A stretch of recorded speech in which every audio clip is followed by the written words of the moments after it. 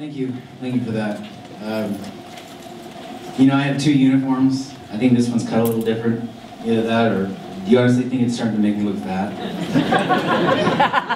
maybe it's all the wonderful food that I've received since I've been here, and of course all the other places. I never know what I'm going to say when I stand up here. I don't plan on it. I just kind of come out and let it fly. Following that,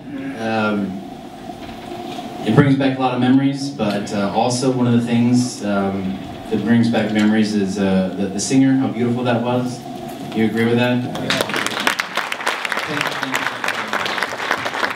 But the singing, the rockets, red glare, the bombs bursting in air.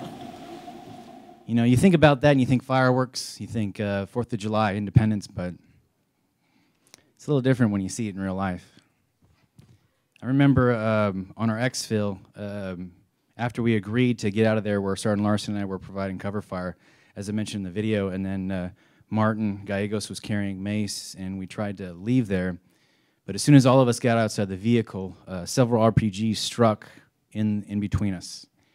And I remember seeing the dust, the smoke, smelling the metal, because you know when there's explosions, there's metal being warped and manipulated. It smells like you just crunch keys in your hands and stick in your face.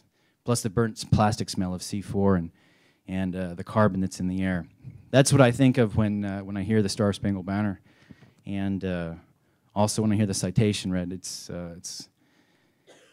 a very graphic reminder of what happened that day. Now, please understand that I did receive the medal, but it means something different for myself. A lot of people, they say, okay, that's very hard to get. Most of the people that receive it, they end up posthumously. So to be a survivor of it, you know, it's very impressive. And I can say it's not very impressive, because the only reason why I'm here today is because 5 men deliberately gave their life for me to be here. Joshua Hart and Justin Griffin were the 2 men that were in that vehicle to come and support us, but they didn't have the ability, they didn't have sandbags there. They were coming to get us, and their gun went silent very short after they arrived. The 3rd man, Edward Faulkner, he was wounded, and he was one of the 3 that actually made it back to the aid station to be treated for his wounds. Gallegos, Mace, Martin were the other 3. They were, of course, in the vehicle with us. Now, the reason why I bring that up is because Edward Faulkner was severely wounded. It was actually his 2nd Purple Heart. He had the 1st Purple Heart in Iraq and chose to continue serving and then go to Afghanistan with us. On that day, they all knew what they were going into, but they still went. When he was medevaced that night, when finally friendly forces were able to land a bird, they sent him back to Bostic, and then they sent him back to the States to recover. He had severe post-traumatic stress. He said, I'm done with the military, I'm done with all this, I've had enough. So he gets out in the civilian world. But instead of the ability to seek counseling, his counseling was self-medication.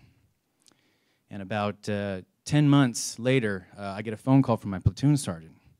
Edward Faulkner died of an overdose.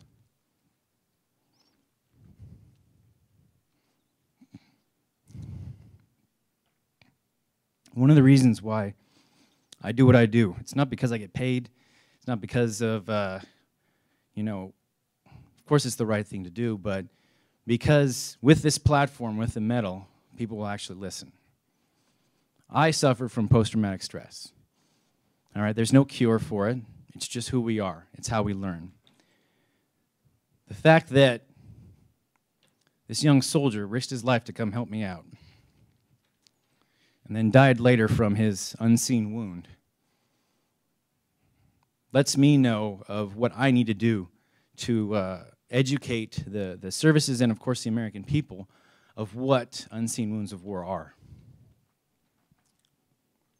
He did not receive the counseling that I received. He did not receive the support that I received. He fell. I believe right now that if it wasn't for my leadership, their ability to see the change in me, even though I fought it every way, I was escorted to counseling. I fought it every way. Even when I got back to the States, I fought it every way, but I was kind of ordered to do it. Because I received the counseling, I am here right now. And I believe that I owe it to him and the other service members that fought so bravely and died that day for me to stand up here and explain to you what the pains are that I had to go through, which a lot of you service members had to go through. So whether you believe it or not, it's actually a great privilege and an honor to be in your presence, because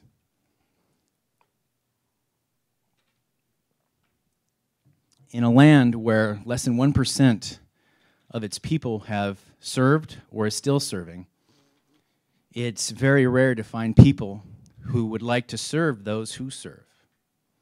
Now, when I say that, understand this, that a service member deployed, they're very focused. They know what they're doing.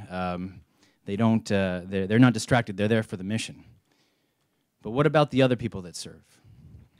What about the spouse that's at home taking care of the bills and the kids and sitting by a telephone waiting? That job is almost as hard, if not harder, than the service member's job. And then you've got the family that supports them, the grandparents, the mother, the father, the brothers and the sisters. And they're sitting there, they're waiting for any type of news from the spouse to let them know that their loved one is okay.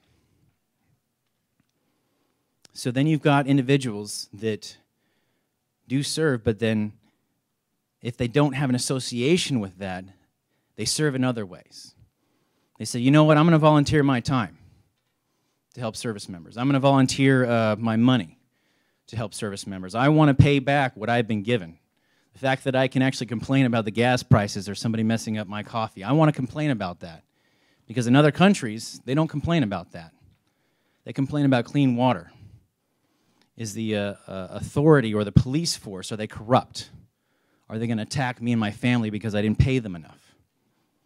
Freedoms that we experience here, like of course everybody says, are not free. They're paid for by the blood of our youth.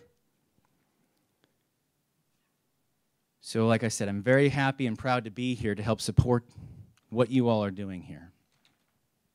The ability to be in the presence of those who choose to serve those who have served, who have given. And the fact that the individuals here have created a program to find a companion for those who feel so lost and alone. Didn't have to be human. It was a companion that no matter how bad you look in the morning, no matter how bad your breath is, or how many times you yell or scream or you throw something, or you're just having a bad day, no matter what you do, no matter where you go, you now have a companion that is so happy to see you, they drool on themselves. That is impressive. Sometimes I wish spouses would be that happy to see the person coming home. So,